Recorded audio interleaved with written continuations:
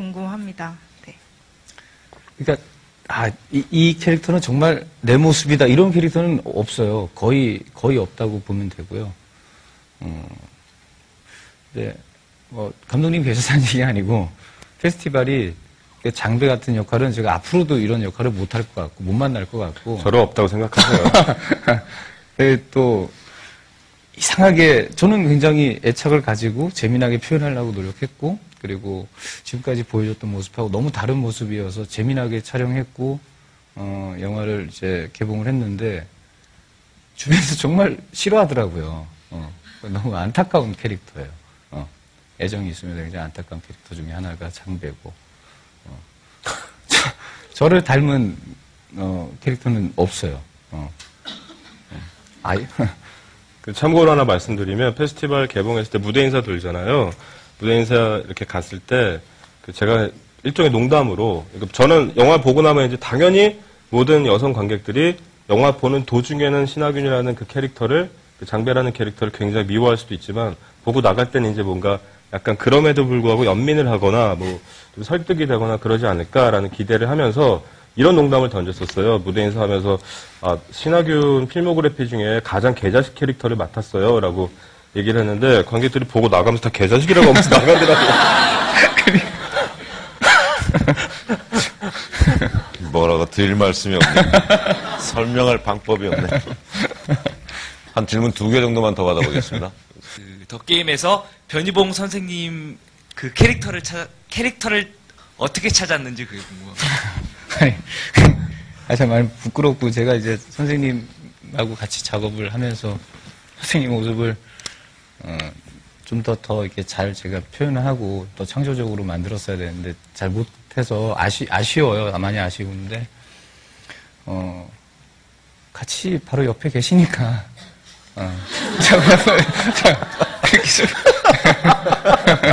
멀리 계신 게 아니고 옆에 계시니까 와 정말 강적이시군요. 네. 그 두루미 폴더, 하위 폴더, 변희봉 폴더, 전용 폴더 여신 거 아니에요? 신하균 씨 별명 중에 그 엄기준 배우님이랑 박해일 배우님이랑 더불어서 선과 악을 동시에 가지고 있는 얼굴이라고 야누스의 얼굴이라는 별명을 가지고 계시잖아요. 근데 지금 이 페스티벌에서는 막 딱히 선과 악이 뚜렷하게 막 다른 영화들에 비해서 구분되어 있는 게 아닌데 그거를 그 감독님이랑 배우님이랑 같이 계시니까 제가 질문을 하는 건데 그걸 어떻게 감독님께서는 신하균 씨의 그 특징을 살려내시려고 하셨는지 궁금하고요. 또 배우님 입장에서는 그 별명을 어떻게 생각하시는지 궁금합니다. 저는 그 별명 처음 들었어요.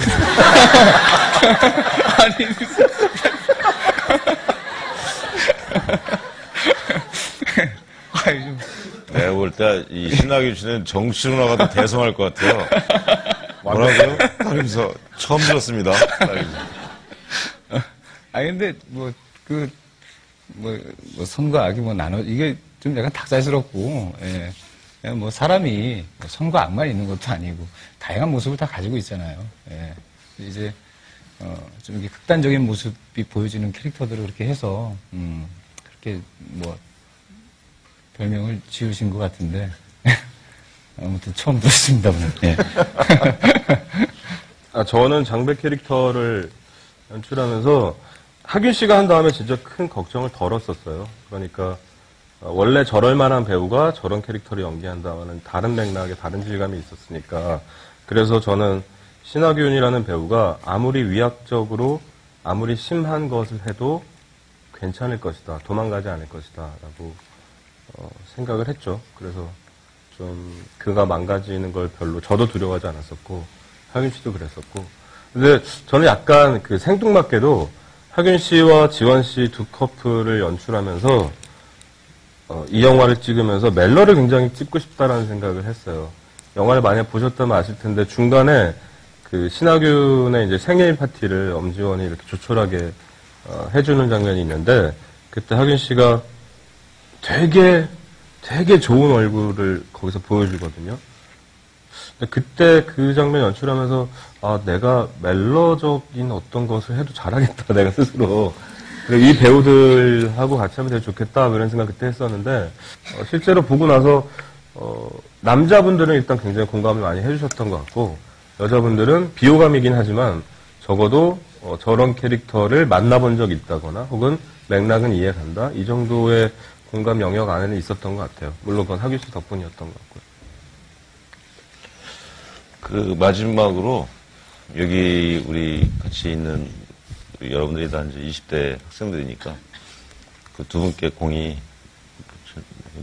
질문 드리고 싶은 게 20대를 어떻게 보내는 게 스스로의 경험에 비춰봤을 때 좋을 것인지 좀 선배 입장에서 인생을 조금 더 한 선배 입장에서 좀 말씀을 해주시는 게 좋을 것 같아요. 마지막 멘트로. 이혜영 감독님부터 먼저 말씀해 주세요. 예. 저 아직 어려서요. 저는 사실 20대를 돌이켜보면 별로 놀지 않았던 것 같아요. 실제로 뭐 술은 많이 먹었는데 그리고 뭐 놀러도 다니긴 했었는데 실제로 논 느낌은 별로 없이 늘 좀 스스로를 약간 저의 욕망이나 놀고 싶은 욕망이나 연애를 하고 싶은 뭐 이런 욕망이나 이런 것들을 좀 옥죄고 말하자면 좀 금욕적으로 살았던 것 같아요. 그래서 저는 군대 있을 때, 군대를 이제 한 20대 초반 때 갔었으니까, 군대 있을 때부터 영화라는 게 있고, 세상에는, 그리고 내가 영화라는 걸 하면 좀 잘할 수 있을 것 같다라는 막연한 자만심, 자신감, 이런 것 때문에 영화를 시작했었는데, 그때는 그러니까 영화를 위해서 내가 뭔가 투자하거나 공부하거나, 시나리오를 쓰거나, 그거 이외에 내가 다른 사생활을 누린다는 건 굉장히 사치스러운 일이라고 생각을 했던 것 같아요. 그래서 그때부터 군대 제대하고 나서부터 정말 시나리오만 썼거든요, 계속. 그러다가 이제 30대 되고 뭐 이렇게 왔는데, 돌이켜보면 놀았어야 했던 것 같아요. 그러니까 일에 대한 열정은 분명히 있었는데, 그게 30대 중반이 약간 넘어가다 보니까, 그런 열정이나 이것만으로 달리기에는 원료가 부족하더라고요, 연료가. 근데 주변에서 다른 사람들을 보면, 그 연료라는 건, 예를 들면 젊었을 때 놀았던 기억, 논다는 건 정말 근사하게 노는 거죠.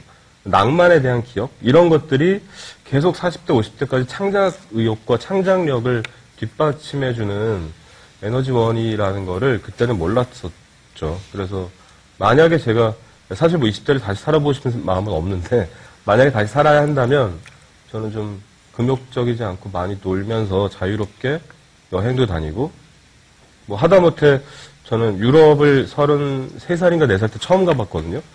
근데 가고 나서야 알겠더라고요. 아, 유럽 여행을 20대 때 그 흔한 배낭여행을 하지 않았던 게 이렇게 어리석은 일이었구나라는 걸 유럽에 가서야 알겠더라고요. 그래서 훨씬 더 좀 꿈도 중요하고 목표도 중요하겠지만 좀 많이 옆도 보고 놀고 잉여로운 시간들 많이 가지면서 살면 좋을 것 같아요.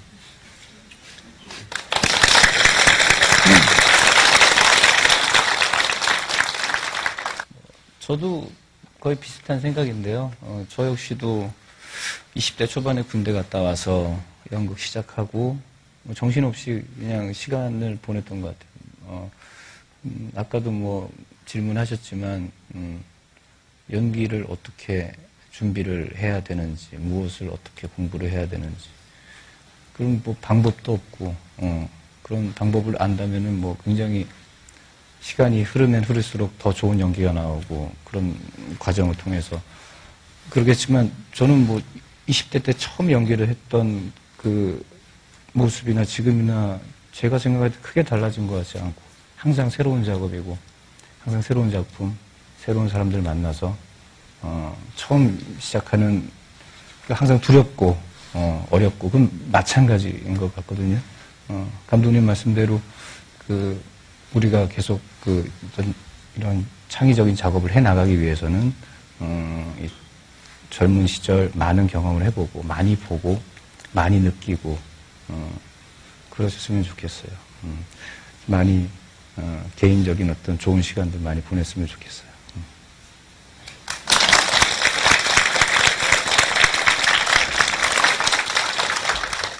오늘 뭐 괜찮으셨습니까? 오늘 좋은 말씀 해주신 두 분께 다시 한번 큰 박수 부탁드리면서